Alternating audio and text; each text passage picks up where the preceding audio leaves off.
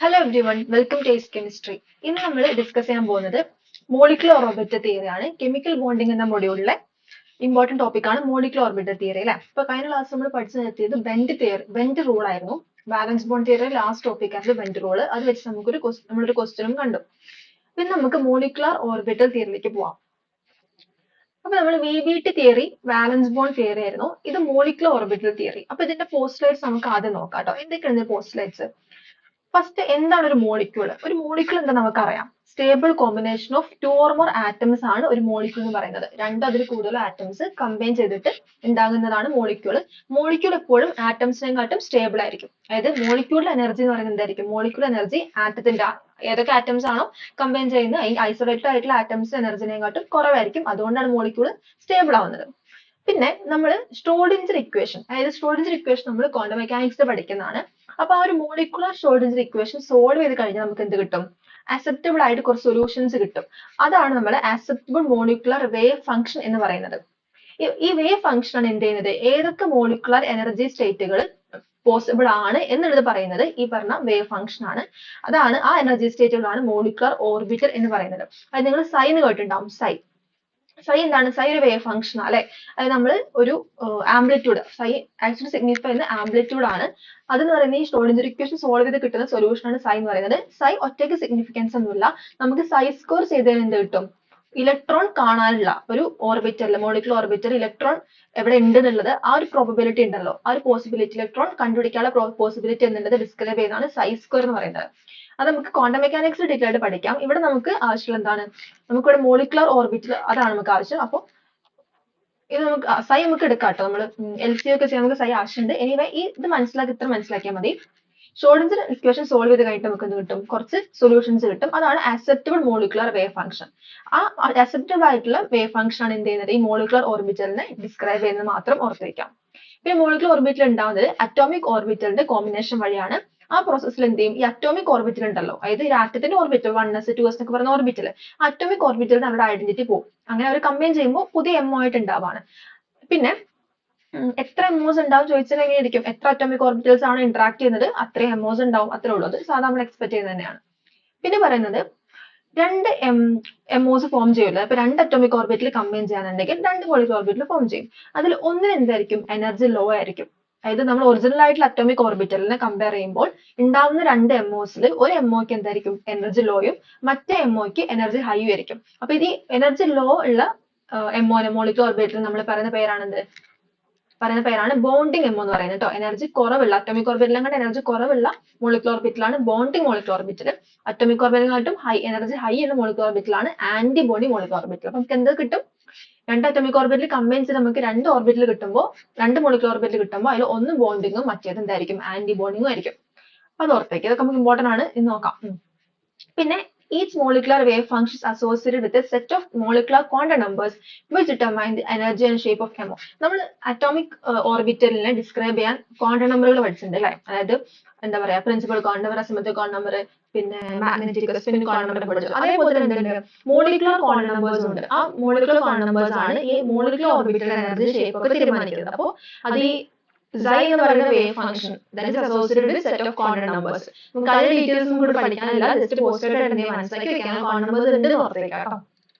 Okay. പിന്നെ molecular orbital is a wave function whose square gives the probability of finding electron within a given region. അത് നമ്മൾ പറഞ്ഞതാണ്. Molecular orbital എന്നൊരു wave function ആണ്. അതായത് molecular orbital describe ചെയ്യാൻ ഉപയോഗിക്കുന്നതാണ് സൈ എന്ന വേവ് ഫംഗ്ഷൻ. ആ സൈന്റെ സ്ക്വയർ നമുക്ക് എന്ത് തരും?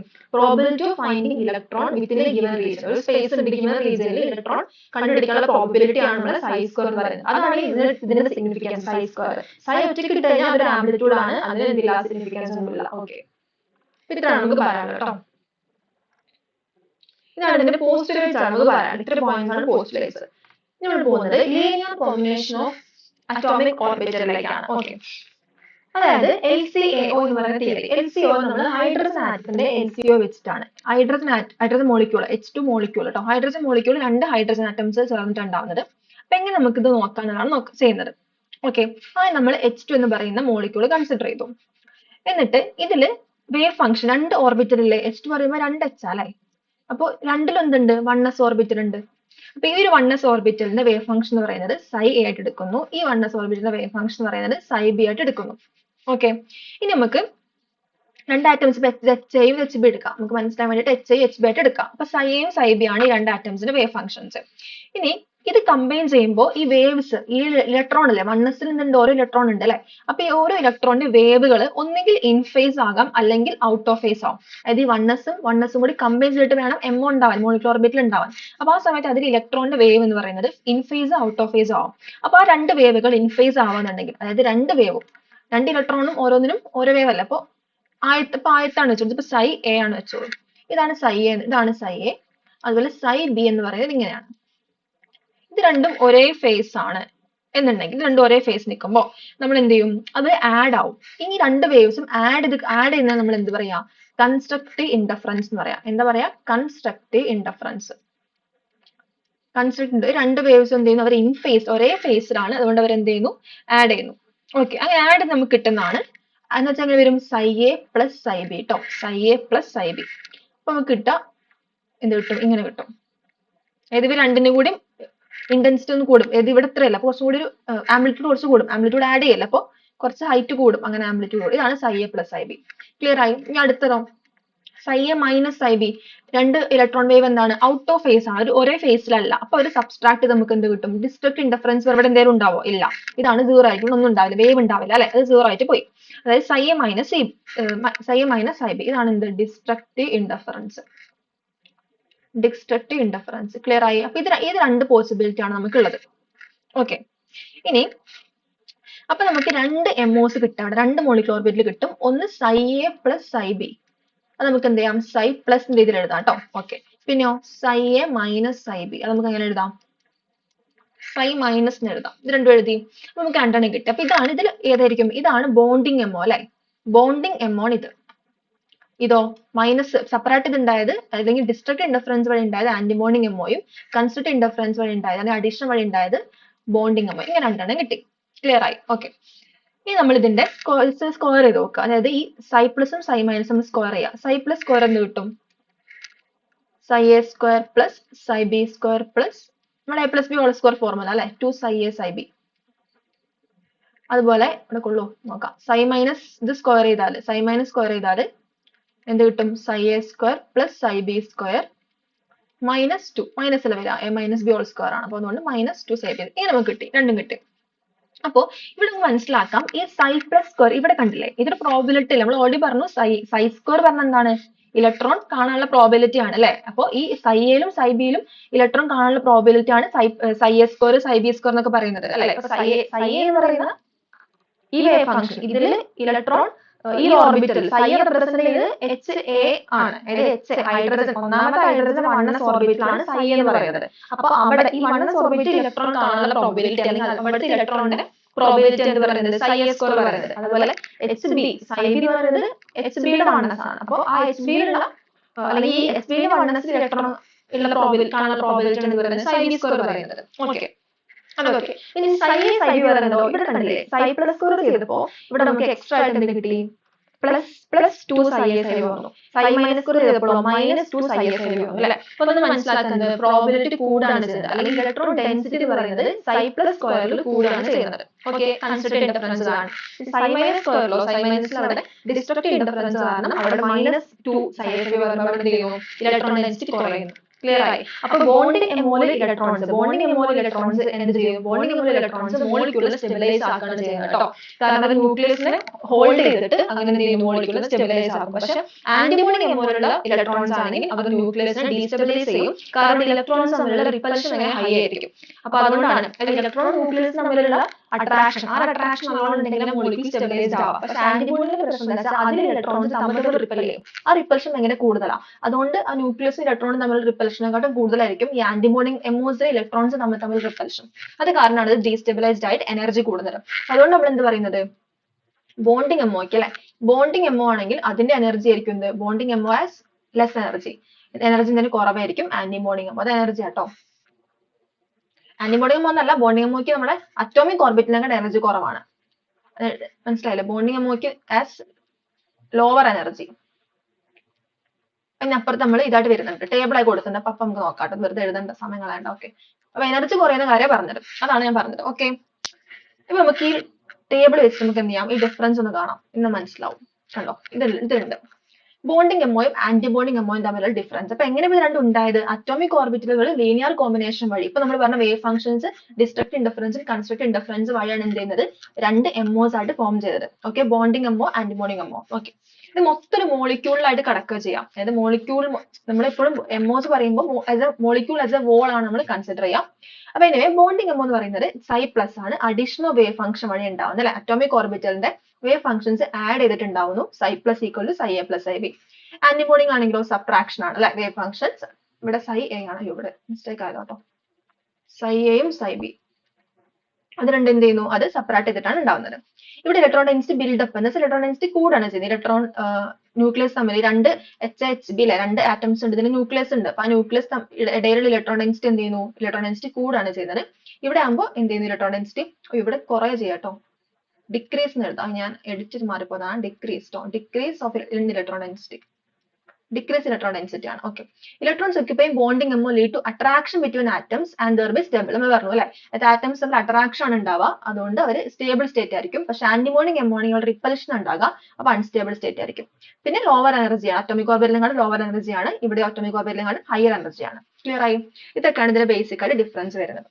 ഇതാണ് നമുക്ക് LCO പഠിക്കണം. പിന്നെ LCO പിന്നെ നമുക്ക് ക്വസ്റ്റ്യൻ എന്താ LCO വെച്ചിട്ടൊന്നും വരുന്നില്ല, അത് കൺസെപ്റ്റ് മനസ്സിലാൻ വേണ്ടിയാണ് ഇതൊക്കെ എക്സ്പ്ലെയിൻ ചെയ്തത്. നമുക്ക് ക്വസ്റ്റ്യൻസ് ഇങ്ങനെയൊന്നും ചോദിക്കാറില്ല, വേറെ രീതിയിൽ പ്രോബ്ലം ന്യൂമറിക്കൽ അല്ല, അങ്ങനത്തെ ഒരു one word type of questions ആണ് ചോദിക്കുന്നത്. അതുകൊണ്ട് കൺസെപ്റ്റ് എങ്ങനെയാണ് വരുന്നത് അറിയണം, എന്നാലും നമുക്ക് ഫർദർ മുന്നിലേക്ക് പോകാൻ പറ്റും. ഓക്കെ, മോളിക്കുലർ ഓർബിറ്റൽസ് എന്താണെന്നുള്ളതൊന്നും മനസ്സിലാക്കണം ആദ്യം. പിന്നെ ഈ മോളിക്കുലർ ഓർബിറ്റൽ അറ്റോമിക് ഓർബിറ്റൽ ഉണ്ടാകുമ്പോൾ കുറച്ച് ക്രൈറ്റീരിയാസ് ഉണ്ട്. ഒന്നാമത്തെ കാര്യം എന്ന് പറയുന്നത് എന്താണ്, ഈ കമ്പൈൻ ചെയ്യുന്ന എയോസ് ഇല്ലേ, കമ്പൈനിങ് എയോസ് അറ്റോമിക് ഓർബിറ്റൽ എന്തായിരിക്കണം, ഒന്നാമത്തെ കാര്യം should have comparable energies. Comparable energy പറഞ്ഞാൽ ഏകദേശം ഒരേപോലെ ആയിരിക്കണം ഇവരുടെ എനർജി. അതായത് അവരുടെ എനർജി സെയിം തന്നെ ആയിരിക്കണം. എന്ന് വെച്ചാൽ ഈ വണ്ണസും കമ്പൈൻ ചെയ്യും. പക്ഷെ ഈ വണ്ണസും ടൂവസും കമ്പൈൻ ചെയ്യോ, കമ്പൈൻ ചെയ്യില്ല കേട്ടോ. അതുകൊണ്ടാണ്, കാരണം ടൂവസ് എനർജി വളരെ കൂടുതലാണ് അല്ലെ, നമുക്കറിയാം ടൂവസ് എനർജി കൂടുതലാണ്. അപ്പൊ വണ്ണസും കമ്പൈൻ ചെയ്യും, പക്ഷെ വണ്ണസും ടൂവസും കമ്പൈൻ ചെയ്യില്ല. അതുകൊണ്ടാണ് ഈ എയോസിന് എന്ത് വേണമെന്ന് പറയുന്നത്, കമ്പയറബിൾ എനർജി വേണമെന്ന് പറയുന്നത്. അപ്പൊ അതാണ് ഒന്നാമത്തെ ക്രൈറ്റീരിയ. അങ്ങനെയാണെങ്കിൽ അവർ കമ്പൈൻ ചെയ്യുള്ളൂ. ഓക്കെ, ഇനി രണ്ടാമത്തെ കാര്യം എന്ന് പറയുന്നത് സിമെട്രി. കമ്പൈനിങ് എയോസിന് എന്തായിരിക്കണം, സെയിം സിമെട്രി ആയിരിക്കണം. അതായത് ഇപ്പൊ നമുക്ക് PX, PY, PZ 3 p orbital ഇല്ലേ, ഈ ഒരു PZ എന്ന് പറയുന്നത് ഫോർ എക്സാമ്പിൾ 2pZ കരുതിക്കോളൂ. ഒരു 2pZ എന്ത് ചെയ്യുന്നു, വേറൊരു 2pZ ആയിട്ട് കമ്പൈൻ ചെയ്യുള്ളൂ. ഈ PZ പോയിട്ട് PYയോ അല്ലെങ്കിൽ PX ആയിട്ട് കമ്പൈൻ ചെയ്യോ, ഇല്ല, ഇത് കമ്പൈൻ ചെയ്യില്ല. ഓക്കെ, കാരണം സിമെട്രി സെയിം അല്ല. ഓക്കെ, ഇപ്പൊ PZ ഇങ്ങനെയാണെന്നുണ്ടെങ്കിൽ PX ഇങ്ങനെയും PY നമ്മൾ ഇങ്ങനെയൊക്കെ വരയ്ക്കാറല്ലേ, അതെന്താണെല്ലാം ഇങ്ങനെ ഇന്റർന്യൂക്ലിയർ ആക്സിസ് ഇങ്ങനെയാണെന്നുണ്ടെങ്കിൽ ഇതിന് എന്താണ് സിമെട്രി വേറെയാണ്. അതുകൊണ്ട് നമുക്ക് എന്ത് ചെയ്യാൻ പറ്റില്ല, വരയ്ക്കാൻ പറ്റില്ല. ഞാൻ അത് കമ്പൈൻ ചെയ്യില്ല എന്നാണ് അർത്ഥം. ഈ മൂന്നാമത്തെ കാര്യം എന്ന് പറയുന്നത്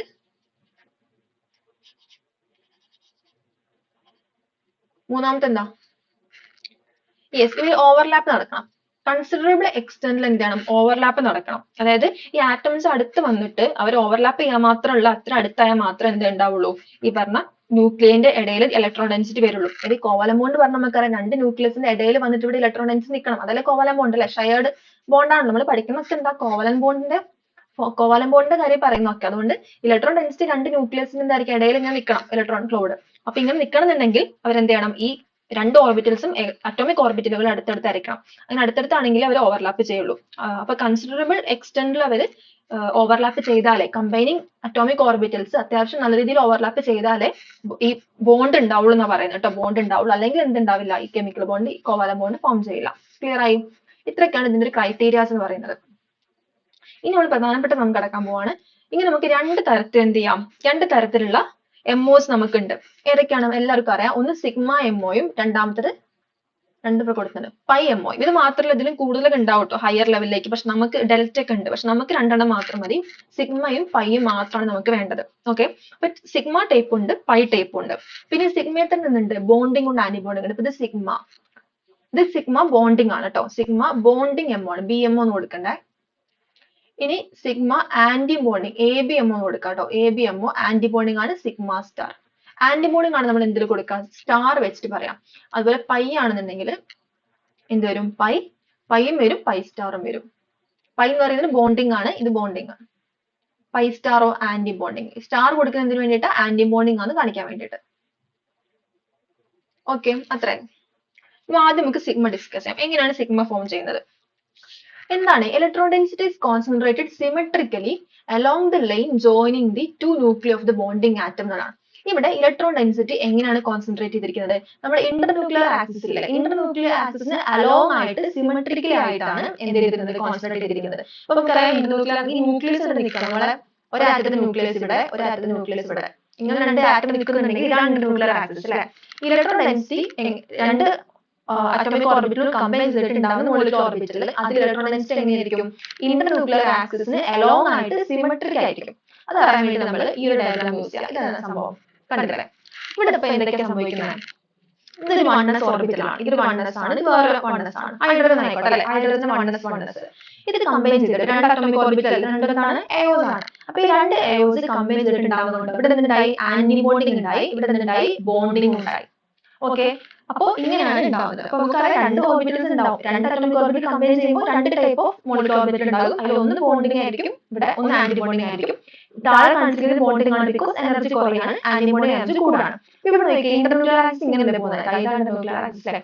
ഇന്റർന്യൂക്ലിയർ ആക്സിസിന് അലോങ് ആയിട്ടാണ് സിമെട്രി. ഇന്റർന്യൂക്ലിയർ ആക്സിസിലൂടെ അല്ലേ, അലോങ് അല്ലേ. മുകളിൽ താഴെ നോക്കിയ സിമെട്രിക് ആണ്, ഇവിടെ അപ്പുറത്ത് ഇപ്പുറത്തായിട്ട് സിമെട്രിക് ആണ്. അപ്പൊ ഇതെന്തായിരിക്കും? ഇന്റർന്യൂക്ലിയർ ആക്സിസ് എന്തായിരിക്കും? എപ്പോഴും സിമെട്രിക് ആയിരിക്കും. ക്ലിയർ ആയിട്ട് ഇവിടെ ഇലക്ട്രോൺ ഡെൻസിറ്റി കുറയാണ് ചെയ്യുന്നത് കേട്ടോ. അത് ഓർത്ത് വെക്കണം. ആന്റി ബോണ്ടിങ് അവിടെ സിഗ്മ സ്റ്റാർ ആണ് കേട്ടോ.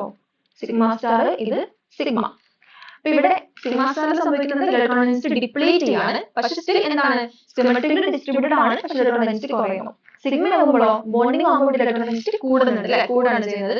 അപ്പൊ നമുക്ക് എന്ത് കിട്ടി? അവിടെ ഇലക്ട്രോൺ ഡെൻസിറ്റി കൂടുന്നു, എനർജി കുറയുന്നു. ഇതാണ് സിമെട്രിക്കലി ഡിസ്ട്രിബ്യൂട്ടഡ് ആണ് ഈ കേസും, ഇത് സിഗ്മയുടെ കേസ്. മനസ്സിലായല്ലോ എങ്ങനെയാണ് സിഗ്മ സ്റ്റാർ ഉണ്ടാവുന്നത്? ഇവിടെ നമ്മൾ യൂസ് ചെയ്ത വണ്ണസ് ഓർബിറ്റ് ആണ് ഉപയോഗിച്ചത്. ഇത് ഏതൊക്കെയാണെന്ന് വെച്ചാൽ നമുക്ക് എഴുതാണെങ്കിൽ sigma star one s, sigma one s അങ്ങനെ എഴുതാൻ ഉപയോഗിച്ച് വണ്ണസ് അല്ല, അതുകൊണ്ട് നമ്മൾ സിഗ്മ വണ്ണസും സിഗ്മ സ്റ്റാർ വണ്ണസും എഴുതാട്ടോ. ഇത് നമുക്ക് ആവശ്യമുണ്ട് എഴുതുമ്പോൾ, ഇനി നമുക്ക് ആവശ്യമുണ്ട്.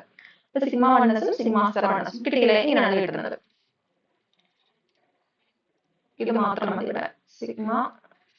ഓക്കെ, ഇനി നെക്സ്റ്റ് ഇപ്പൊ നമ്മൾ എടുത്ത് വണ്ണസ് ആണ്. ഇനി പീസ് എടുത്ത് നോക്കാം. S2S ആണെങ്കിൽ ഇപ്പൊ ഇങ്ങനെ വരും അല്ലെ, ഇപ്പൊ എഴുതേണ്ട ആവശ്യമില്ല. ടു നമ്മൾ പീസ് എടുക്കണം കേട്ടോ. പീസ് ഒരു 2 പീസ് ഏതെങ്കിലും 2 പീസ് ആയിക്കോട്ടെ. പീസ് കണ്ടില്ലേ? പീസ് ഇങ്ങനെ നിൽക്കുന്നത്, ഇങ്ങനെയാണ് പീസ് അല്ലെ, ഇങ്ങനെയാണ് പീസ്. ഇതാണ് കമ്പൈൻ ചെയ്യുക. രണ്ട് പീസ് ഇവിടെ കമ്പൈൻ ചെയ്യാണ് കണ്ടോ. രണ്ട് പീസ് ഇവിടെ കമ്പൈൻ ചെയ്യുക, ഇവിടെ പ്ലസ് ആട്ടോ. ഇതാണ് പ്ലസ്, ഇത് മൈനസ് അല്ലെ. ഓക്കെ, ഇതാണ്. ഇത് എഴുതിയത് മാറിയും തോന്നുന്നു. ഇവിടെ ബോണ്ടിങ് ആണ്.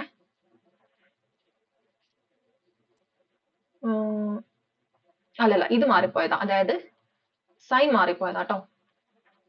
ഒരു മിനിറ്റ്. ഇതാണ് എന്ത്? ഇവിടെ പ്ലസ് ആ വരണ്ടേ, ഇത് പ്ലസ് ആണ്, ഇത് മൈനസ്. ഓക്കെ, അത് പോയതാ, തെറ്റിപ്പോയതാ അവിടെ.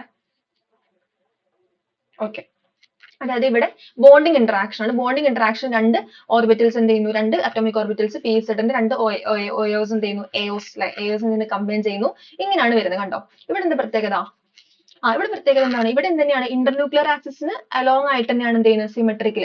മുകളിലും താഴെ സിമെട്രിക്കൽ അല്ലേ. ഇപ്പൊ ഇവിടെ ബോണ്ട് ഏത് തന്നെയാണ്? സിഗ്മ തന്നെയാണ്. സിഗ്മ എൻ പീസഡ് കണ്ടോ. ഇപ്പൊ ഇവിടെ നമ്മൾ സപ്പോസ് ഇപ്പൊ പീസഡ് 2 പീസഡ് എടുക്കാം, അല്ലെങ്കിൽ ഏതും എടുക്കാം. സപ്പോസ് നമ്മൾ പീസഡ് എഴുതുന്നുള്ളൂ കേട്ടോ. പീസഡ്, സിഗ്മ പീസഡ്, ഇതാണ് സിഗ്മ പീസഡ് കണ്ടോ. ഇനി ഇതാണെങ്കിലോ, ഇവിടെ സിഗ്മ സ്റ്റാർ പീസഡ് ആണ് ഇവിടെ വരിക. സിഗ്മ സ്റ്റാർ പീസഡ് ആണ് ഇത് എന്ന് പറയുന്നത്. ഇവിടെ എന്ത് തന്നെയാണ്? ഇന്റർന്യൂക്ലിയർ ആക്സിന് അലോങ് ആയിട്ട് കിടക്കുന്നത് അല്ലെ. സിമെട്രി ഇന്റർന്യൂക്ലിയർ ആക്സിന് അലോങ് ആണ്. പക്ഷെ എന്താണ്? ഇലക്ട്രോൺ ഡെൻസിറ്റി കുറയും, ബിക്കോസ് ഇത് ആന്റി ബോണ്ടിങ് ആണ്. ഇവിടെ ഇലക്ട്രോൺ ഡെൻസിറ്റി കൂടും, അത് ഇന്റർന്യൂക്ലിയർ ആക്സിന് അലോങ് ആണ്, സിമെട്രിക്കൽ ആണ്. ഈ പറഞ്ഞ രണ്ട് ആറ്റംസ് ന്യൂക്ലിയസിനെ കണക്ട് ചെയ്യുന്നതാണ് ഇന്റർന്യൂക്ലിയർ ആക്സിസ്. ആ ലൈനിന് സിമെട്രിക്കൽ ആയിട്ടായിരിക്കും ഇലക്ട്രോൺ ഡിസ്ട്രിബ്യൂഷൻ. സിഗ്മ മൊത്തത്തിൽ അങ്ങനെയാണ്. സിഗ്മ ആകുമ്പോൾ എന്താണ്? ബോണ്ടിങ് ആണ്, അവിടെ ഇലക്ട്രോൺ ഡെൻസിറ്റി കൂടുന്നുള്ളതാണ്. സിഗ്മ സ്റ്റാർ ആകുമ്പോഴോ അവിടെ ആന്റി ബോണ്ടിങ് ആണ്, ഇലക്ട്രോൺ ഡെൻസിറ്റി കുറയും. അതാണ് വ്യത്യാസം. സിഗ്മ മൊത്തത്തിൽ സിഗ്മ എന്ന് പറയുന്നത് എന്താണ്? സിഗ്മ ആയത് എന്തുകൊണ്ടാണ്? ഇന്റർന്യൂക്ലിയർ ആക്സിസിന് അലോങ് ആയിട്ട് അവിടെ സിമെട്രിക്കൽ ആയിട്ടായിരിക്കും ഇലക്ട്രോൺ ഡെൻസിറ്റി ഡിസ്ട്രിബ്യൂഷൻ പറയുന്നത്. ക്ലിയർ ആയില്ലേ? ഇനി പൈ ഇങ്ങനെയല്ല, പൈ എങ്ങനെ നമുക്ക് പറയാം. അപ്പൊ ഇത് ക്ലിയർ ആയല്ലോ. നമുക്ക് എന്ത് കിട്ടി? ഇങ്ങനെയാണ് സിഗ്മ വണ്ണസ് നമ്മൾ പറഞ്ഞു, സിഗ്മ പീസഡ് നമ്മൾ പറഞ്ഞു, സിഗ്മ 2Z സിഗ്മയും സിഗ്മ സ്റ്റാറും 2S കേട്ടോ, 2Z അല്ല, സിഗ്മ 2Sഉം സിഗ്മ സ്റ്റാർ 2S ഉണ്ട്. അത് നമുക്ക് വേണമെങ്കിൽ അതേപോലെ തന്നെ വരയ്ക്കാം. റിപ്പീറ്റ് ചെയ്യേണ്ട, സെയിം ഇതുപോലെ തന്നെ ഉണ്ടാവും കാണാൻ, അതുകൊണ്ടാണ്. അത്രേ ഉള്ളൂ. ക്ലിയർ ആയി? ഇവിടെ സിഗ്മ സ്റ്റാർ പ്ലസ്. ഓക്കെ, ഇങ്ങനെയാണ് ഇത് ഫോം ചെയ്യുന്നത്. നമുക്ക് ചിത്രം ഒന്നും വരയ്ക്കാനൊന്നും വേണ്ട, ജസ്റ്റ് മനസ്സിലാക്കി മാത്രം മതി കൺസെപ്റ്റ്. ഇനി നമ്മൾ ഇതിലേക്ക് പോവാം, പിയിലേക്ക് പോവാം. പി പറയുന്നത് ഡിഫറൻസ്, പി അല്ല പൈ. പൈ എന്ന് പറയുന്നത് ഡിഫറൻസ്, പൈ ആണുള്ളത് pi. Okay, electron density is concentrated unsymmetrically about the line joining two nuclear. ഇവിടെ എന്തല്ല, യെസ്, അതായത് അൺസിമെട്രിക്കലി അബൌട്ട് എന്നാണ്, എബോ ആൻഡ് ബിലോ. ഇതാണ് ഇന്റർന്യൂക്ലിയർ ആക്സിൽ ഇതിന് മുകളിലും താഴെ ആയിരിക്കും ഇവിടെ എന്ത് ഇലക്ട്രോൺ ഡെൻസിറ്റി എന്ന് പറയുന്നത്. അതും അൺസിമെട്രിക്കൽ ആയിരിക്കും, മുകളിലും താഴെ ഒരേപോലെ ആവണമെന്നില്ല, അൺസിമെട്രിക്കൽ ആയിരിക്കും, ഒരേപോലെ ആകൂല. ഓക്കെ, അപ്പൊ ഇതാണ് ഇന്റർന്യൂക്ലിയർ ആക്സിസ്. ഇവിടെ രണ്ട് ന്യൂക്ലിയസ്, ഈ ലൈൻ ജോയിനിങ് ടു ന്യൂക്ലിയർ പറഞ്ഞ എന്താണ് നമ്മൾ ഇന്റർന്യൂക്ലിയർ ആക്സിസ് പറയുന്നത് അല്ലെ. ഇതാണ് രണ്ട് ന്യൂക്ലിയസ്, ഇപ്പൊ രണ്ട് ഓർബിറ്റിൽ രണ്ട് ആറ്റംസ് ആണ്, ഒരു ആറ്റം ഇത്, ഒരു ആറ്റം ഇത്. അപ്പോൾ ഇതിന്റെ ഇന്റർന്യൂക്ലിയർ ആക്സിസ് ഈ കാണുന്നതാണ്. ഇതിന് മുകളിലും താഴെയായിട്ട്, അലോങ് അല്ല, മറ്റേത് അലോങ് ആയിരുന്നു. അലോങ് പറയുമ്പോൾ ഇതാണ് അലോങ്, ഇത് മുകളിലും താഴെ എബൌട്ട് എന്നാണ് പറയുന്നത് അല്ലെ, അതാണ് ഡിഫറൻസ്. അപ്പൊ എങ്ങനെയാണ് തരുന്ന നോക്കാം. ഇപ്പൊ നമ്മൾ ഇവിടെ രണ്ട് പി എക്സ് എടുക്കാണ്, രണ്ട് പി എക്സ് ഒരേപോലെ സിമെട്രി വേണം അല്ലെ, പി എക്സും പി വൈയും കൂടി ചേരില്ല, നമ്മൾ ഓൾറെഡി പറഞ്ഞു. അപ്പൊ ഇവിടെ പി എക്സും പി എക്സും ആണ്. ഇത് രണ്ടും കണ്ടോ, പി എക്സും പി എക്സ് ആഡ് ചെയ്യുമ്പോൾ എന്താ പറ്റുന്നത്, ഇവിടെ നമുക്ക് കിട്ടുന്ന കണ്ടില്ലേ, ഇതാണ് ബോണ്ടിങ്. അതായത് നമുക്ക് എങ്ങനെ എഴുതാന്നറിയോ, ഇവിടെ ഒരു പി എക്സും ഒരു പി എക്സും ഉണ്ടാവുന്ന പൈ ആണ് അല്ലെ, പൈ ഉണ്ടാവുക. ഇതെങ്ങനെ എഴുതാം, പൈ പി എക്സ് എന്ന് എഴുതാം, ബോണ്ടിങ് ആയതുകൊണ്ട് പൈ പി എക്സ്. ഓക്കെ, ഇതിന്റെ ആന്റി ബോണ്ടിങ് ആണ് ഇതിന്റെ ആന്റി ബോണ്ടിങ് ഈ കാണുന്നത് അല്ലെ, അതായത് പി എക്സും പി എക്സും കൂടി ചേർന്നിട്ട് സബ്ട്രാക്ട് ചെയ്യുന്നുണ്ട്. ഇത് സബ്ട്രാക്ഷൻ അവിടെ, ഇവിടെ അഡീഷൻ ആണ്. ഓക്കെ, സെപ്പറേറ്റ് ചെയ്തിട്ട് ഉണ്ടാവുന്നതാണ് ആന്റി ബോണ്ടിങ്. അതെങ്ങനെ എഴുതാം, പൈ സ്റ്റാർ പി എക്സ്. ആണോ, pi star P X. Clear ആയി? ഇത് സെയിം സാധനം, എല്ലാം പി എക്സ് ആണ്. ഇവിടെ പി എക്സും ആഡ് ചെയ്തു, കൺസിഡർ ഇൻഡിഫറൻസ്, അങ്ങനെ കിട്ടുന്നത് ബോണ്ടിങ് എമ്മോ ആയിരിക്കും. ഇത് ബോണ്ടിങ് ബി എം ആണ്, ബോണ്ടിങ് എമ്മോ. അതാണ് പൈ പി എക്സ് എന്ന് പറയുന്നത്. പൈ ആവാൻ കാരണം എന്താ, ഇന്റർന്യൂക്ലിയർ ആക്സിസിന് മുകളിലും താഴെയായിട്ടാണ് ഇലക്ട്രോൺ ഡെൻസിറ്റി ഡിസ്ട്രിബ്യൂട്ട് ചെയ്യുന്നത്. പിന്നെ ബോണ്ടിങ് എമ്മോ ആയത് കാരണം ഇലക്ട്രോൺ ഡെൻസിറ്റി ഇവിടെ കൂടി, ഇൻഡിവിജ്വൽ അറ്റോമിക് ഓർബിറ്റിനെക്കാളും ഇലക്ട്രോൺ ഡെൻസിറ്റി കൂടി. ഇനി അതേ പി എക്സ് എന്ത് ചെയ്തു, സബ്ട്രാക്ട് ചെയ്തു, discrete indifference, P X minus P X ചെയ്തു. മൈനസ് പി എക്സ് ചെയ്യുമ്പോൾ നമുക്ക് ആന്റി ബോണ്ടിങ് കിട്ടും. ഇതെന്താണ്, ആന്റി ബോണ്ടിങ് മോളിക്കുലർ ഓർബിറ്റിൽ. അതുകൊണ്ട് നമ്മൾ പൈ സ്റ്റാർ പി എക്സ് എന്ന് വിളിച്ചു അതിനെ. ഓക്കെ, പിന്നെ ഇവിടെ എന്തായിരിക്കും, ഇലക്ട്രോൺ ഡെൻസിറ്റി എന്താണ്, കുറയും. ഇലക്ട്രോൺ ഡെൻസിറ്റി കുറയും, പക്ഷെ ഇന്റർന്യൂക്ലിയർ ആക്സിസിന് എബൌട്ട് ആണ്, പക്ഷെ അൺസിമെട്രിക്കൽ ഡിസ്ട്രിബ്യൂഷൻ ആണ് കേട്ടോ. ഇന്റർന്യൂക്ലിയർ ആക്സിസിന് എബൌട്ട് ആയിട്ട് മുകളിലും താഴെയായിട്ട്, അല്ലെങ്കിൽ സൈഡിൽ അപ്പുറത്തും ഇപ്പുറത്തും മുകളിലും താഴെയായിട്ടാണ്, പക്ഷെ എന്തല്ല, സിമെട്രിക്കൽ അല്ല, അൺസിമെട്രിക്കൽ ആയിരിക്കും. ഓക്കെ, ചിത്രം കണ്ട് ചിലപ്പോൾ സിമെട്രിക്കൽ തോന്നുന്നുണ്ട്, പക്ഷെ അതാണ് അൺസിമെട്രിക്കൽ ഡിസ്ട്രിബ്യൂഷൻ ആട്ടോ. ഇവിടെ സൈൻ കൊടുക്കാത്താണ് പ്രശ്നം തോന്നുന്നു. ഒരു മിനിറ്റ്, ഇവിടെ സൈൻ കൊടുക്കാൻ, ഇവിടെ പ്ലസ്, ഇവിടെ മൈനസ്, ഇവിടെ മൈനസ് പ്ലസ്, ഇങ്ങനെ വരും അത്. അപ്പൊ ഇവിടെ അൺസിമെട്രിക്കൽ ഡിസ്ട്രിബ്യൂഷൻ ആണ്. ഇവിടെ ആണെങ്കിലും പ്ലസ് മൈനസ് ഇങ്ങനെ വരും. അപ്പൊ ക്ലിയർ ആവും. ഇവിടെ സൈൻ കൊടുത്തിട്ടില്ല, കാരണം പി ഓർബിറ്റിൽ അങ്ങനല്ലേ, പി എങ്ങനെയാ, പ്ലസ് മൈനസ് പി എക്സ് അല്ലേ, പ്ലസ് മൈനസ്. ഓക്കെ, ഇങ്ങനെയാണ് വരിക, അതുകൊണ്ടാണ്. ഇനി പി വൈ ആണെങ്കിലോ, പി വൈ നമുക്ക് എന്തിനാ എഴുതാം, പി വൈയും ഇതേപോലെ തന്നെ ഇത് ഇങ്ങനെ 3D ആയിട്ട് അത് ഇങ്ങനെ കൊടുക്കുന്നത് കേട്ടോ. 3D ആയതുകൊണ്ടാണ് ഷേപ്പ് ഇങ്ങനെ തോന്നുന്നത്. ഓക്കെ, നമുക്ക് ജസ്റ്റ് പി എക്സ് വെച്ചിട്ട് മനസ്സിലാക്കാം. ഈ ഷേപ്പ് കൺഫ്യൂഷൻ തോന്നാൻ കാരണം അത് ശരിക്കും 3D ആണ് കാണിച്ചിരിക്കുന്നത്. നമ്മളിത് 2D കാണിക്കുമ്പോൾ ഇങ്ങനെ വരുന്നതാണ്. ഓക്കെ, ഇവിടെ എങ്ങനെ തന്നെ വരിക, ഇവിടെ രണ്ടും കൂടി ആഡ് ചെയ്തു അല്ലെ, ഇവിടെ നിന്നാണ് ആഡ് ചെയ്യാണ് ചെയ്യുന്നത്. പി വൈ ആഡ് ചെയ്തു, ഇവിടെ കിട്ടുന്ന എന്തായിരിക്കും, നമുക്ക് പൈ പി വൈ കിട്ടും. ഏതാന്ന് വെച്ചാൽ 2py ഏതാ നമ്മൾ എടുക്കുന്ന വെച്ചാൽ പൈ 2y കിട്ടും, പൈ പി വൈ കിട്ടും. ഇവിടെയോ പൈ സ്റ്റാർ പി വൈ കിട്ടും. ഇത് ആന്റി ബോണ്ടിങ് ആണ്, കണ്ടോ, ഇവിടെ നെഗറ്റീവ് വരും. ക്ലിയർ ആയില്ലേ? അപ്പൊ ഇവിടെ കിട്ടുന്നൊക്കെ എന്താ, പൈ ആണ്. പൈ ആവാൻ കാരണം എന്താ, ഇന്റർന്യൂക്ലിയർ ആക്സിസിന് എബൌട്ട് ആണ്, അതായത് മുകളിലും താഴെയായിട്ട് അങ്ങനെ വരുന്നു. പക്ഷെ എന്താണ്, അൺസിമെട്രിക്കൽ ഡിസ്ട്രിബ്യൂഷൻ ആണ്. പിന്നെ ഇലക്ട്രോൺ ഡെൻസിറ്റിന്റെ കാര്യം, ബോണ്ടിങ് ആവുമ്പോൾ ഇലക്ട്രോൺ ഡെൻസിറ്റി കൂടും, ആന്റി ബോണ്ടിങ് ആവുമ്പോൾ ഇലക്ട്രോൺ ഡെൻസിറ്റി കുറയും. ഓക്കെ, ക്ലിയർ ആയി? ഇത്ര നമുക്ക് സിഗ്മയും പൈയും പറയാനുള്ളത്. അങ്ങനെ മൊത്തത്തില് സിഗ്മയും പൈയും നമ്മൾ പറഞ്ഞു. ഇനി ഒറ്റ കാര്യം കൂടെ നമുക്ക് പറയാം, നോൺ ബോണ്ടിങ് എമോസ്. ഇതെങ്ങനെ ഉണ്ടാവുന്നത്, എസ് ഓർബിറ്റിൽ പി ഓർബിറ്റിലായിട്ട് കമ്പൈൻ ചെയ്യാച്ചുള്ളൂ. അതായത് ഇന്റർന്യൂക്ലിയർ ആക്സിസിന് പെർപെൻഡിക്കുലർ ആയിട്ടൊരു പി ഓർബിറ്റിൽ. അതായത് നമുക്കിപ്പോ നമ്മൾ സാധാരണ പി ഇസഡ് ആണ് എന്ത് ഇന്റർന്യൂക്ലിയർ ആക്സിസിന് അലോങ് ആയിട്ട് എടുക്കാറ്, ഇതല്ലേ പി ഇസഡ് എടുക്കാറ്. നമ്മൾ പി വൈ എടുക്കുകയാണെങ്കിലോ, എസ് ഓർബിറ്റിൽ ഉണ്ട്, ഇവിടെ പി വൈ ഉണ്ട്. ഇങ്ങനെ ഇത് പി വൈ ആണ്, പ്ലസ് മൈനസ്. ഇവിടെ നമ്മൾ എസിൽ പ്രത്യേകിച്ച് ഒന്നുമില്ല. ഓക്കെ, അപ്പൊ ഇങ്ങനെ വരും. ഇങ്ങനെ വരുമ്പോൾ രണ്ട് ആഡ് ചെയ്യുമ്പോൾ എന്ത് കിട്ടും, എല്ലാം കൂടി ഒരു പ്ലസ് ആയി നിൽക്കാൻ വിചാരിച്ചോളൂ. ഓക്കെ, ജസ്റ്റ് ഇങ്ങനെ വരുമ്പോൾ എന്താ, ഇവിടെ എന്താണ് പ്രശ്നം, എന്താണ്, ഇത് എസ് ഓർബിറ്റിൽ ഇതിന് പ്രത്യേകിച്ച് ഡയറക്ഷൻ ഒന്നുമില്ല, പക്ഷെ ഇത് പെർപെൻഡിക്കുലർ ആയിട്ട് നിൽക്കുകയാണ്. ഈ പി ഓർബിറ്റിൽ ഇതിന് പെർപെൻഡിക്കുലർ, ഈ എസിന് പെർപെൻഡിക്കുലർ ആയി നിൽക്കുകയാണ് ഈ പി വൈ. ഇത് പി വൈ, ഇത് എസ് ആണ്. ഇങ്ങനെ ചെയ്യുമ്പോഴോ, ഇങ്ങനെ ചെയ്യുമ്പോൾ എന്തുണ്ടാവും, ഇന്നെന്താ പ്രശ്നം, അവിടെ നോൺ ബോണ്ടിങ് ആണ് കേട്ടോ. കാരണം ഇവിടെ ഓവർലാപ്പിംഗ് ഈക്വൽ ആവുക ചെയ്യണം. അത് ഇവിടെ പ്ലസ് അല്ലേ, ഇത് പ്ലസ്, ഇങ്ങനെ വരുമ്പോ ഇങ്ങനെയാണ് ഇത് വരാം. ഓക്കെ, ഇങ്ങനെ വരും. ഓക്കെ, ഇന്റർന്യൂക്ലിയർ ആക്സിസ് ഇവിടെ കണ്ടോ, ഇവിടെ പ്ലസ് മൈനസ് ഇങ്ങനെ വരും. അപ്പൊ ഇതെന്താ ചെയ്യുന്നത്, ഇവിടെ മുകളിലുള്ള ഇന്ററാക്ഷൻ ഈ താഴെ ഇന്ററാക്ഷൻ രണ്ടും ക്യാൻസൽ ആയി പോവുക ചെയ്യുന്നു കേട്ടോ. നെറ്റ് എഫക്ട് എന്താണ്, നോൺ ബോണ്ടിങ് ആണ്. ബിക്കോസ് ഈ ഈ പ്ലസ് പ്ലസ് എന്ന് പറയുന്ന ഒരു ഇന്ററാക്ഷൻ ഉണ്ട്. ഇവിടെ രണ്ടും പ്ലസ് പ്ലസ് ഇന്ററാക്ട് ചെയ്തു. പക്ഷെ അത് ഈ പ്ലസ് മൈനസ് ഇന്ററാക്ഷൻ താഴെയല്ലേ, അതായിട്ട് എന്ത് ചെയ്യുന്നു, എന്താ പറയാ, ക്യാൻസൽ ആയി പോവാണ്. ഓക്കെ, അങ്ങനെ ക്യാൻസൽ ആയി പോകുന്നതുകൊണ്ട് ഇവിടെ എന്താണ്, നോൺ ബോണ്ടിങ് ആണ്. ഇത് നോൺ ബോണ്ടിങ് ആണ്. ഓക്കെ, അതാണ് effect non bonding. Non bonding molecular orbital പറയില്ല, NB നമ്മൾ കൊടുക്കും അല്ലെ, അത് എങ്ങനെ ഉണ്ടാവുന്നത്, ഇങ്ങനെ ഉണ്ടാവുന്നത്. അതിന് റീസൺ എന്താണ്, യെസ്, ഇവിടെ എസും പി വൈയും അല്ലെങ്കിൽ എസും പി വെക്സ് അങ്ങനെ തന്നെ പെർപെൻഡിക്കുലർ ആയിട്ട് ഈ മോളിക്യൂളിന്റെ ആക്സിസ് ഇതാണ്, ഇങ്ങനെയാണ് ഇന്റർന്യൂക്ലിയർ ആക്സിസ്, മോളിക്യൂളിന്റെ ആക്സിസ് ഇങ്ങനെ പോകുന്നുണ്ടെങ്കിൽ ഇവിടെ പെർപെൻഡിക്കുലർ നിൽക്കുമ്പോൾ അതായിട്ട് എന്ത് ചെയ്യുന്നില്ല, ഇത് മാച്ച് ആവുന്നില്ല അല്ലെ. ഇവിടെ എന്താ പ്രശ്നം, യെസ്, അവിടെ അവർക്ക് സിമെട്രി മാച്ച് ആവുന്നില്ല. അതുകൊണ്ട് ഇന്ററാക്ഷൻസ് ക്യാൻസൽ ചെയ്ത് പോവാണ്. ഈ പ്ലസ് പ്ലസ് എന്നുള്ളത് എന്താവും, ഈ പ്ലസ് മൈനസ് ആയിട്ട് രണ്ടും കൂടി ക്യാൻസൽ ചെയ്ത് പോയി കഴിഞ്ഞാൽ നെറ്റ് എഫക്ട് നമുക്ക് ഉണ്ടാവില്ല, അവിടെ ബോണ്ടിങ് ഒന്നും നടക്കുന്നില്ല. ക്ലിയർ ആയി? ഇത്രയാണ് നമുക്ക് ഇതിൽ പറയാനുള്ളത്. നമ്മള് സിഗ്മയും പൈയും നോൺ ബോണ്ടിങ്ങും പറഞ്ഞു കേട്ടോ. അപ്പൊ ഇത്രയാണ് നമുക്ക് ഇന്നത്തെ ക്ലാസ്സിൽ ഡിസ്കസ് ചെയ്യാനുള്ളത്. ഇനി നമ്മൾ നെക്സ്റ്റ് ക്ലാസ്സിൽ എനർജി ഓർഡർ നോക്കാം കേട്ടോ, മോളിക്കുലർ ഓർബിറ്റൽസിന്റെ. നോൺ ബോണ്ടിങ്, ബോണ്ടിങ്ങും ആന്റി ബോണ്ടിങ്ങും, ഈ 3 ടൈപ്പ് മോളിക്കുലർ ഓർബിറ്റലുകൾ സിഗ്മയും പൈയും ഒക്കെയാണ് നമ്മൾ ഇന്ന് പറഞ്ഞത്. അപ്പൊ ഇത്ര എന്ത് ചെയ്യാം, നോക്കി വെക്കുക. നാളെ നമുക്ക് എന്ത് ചെയ്യാം, എനർജി ഓർഡർ നോക്കാം, അതുവഴി ബോണ്ട് ഓർഡർ കണ്ടുപിടിക്കാം. അത് ബേസ്ഡ് ആണ് നമുക്ക് ക്വസ്റ്റ്യൻസ് ഒക്കെ ചോദിച്ചിട്ടുള്ളത്. ഓക്കെ, അപ്പൊ ഇന്നത്തെ ക്ലാസ് യൂസ്ഫുൾ ആയി വിചാരിക്കുന്നു. Thank you all.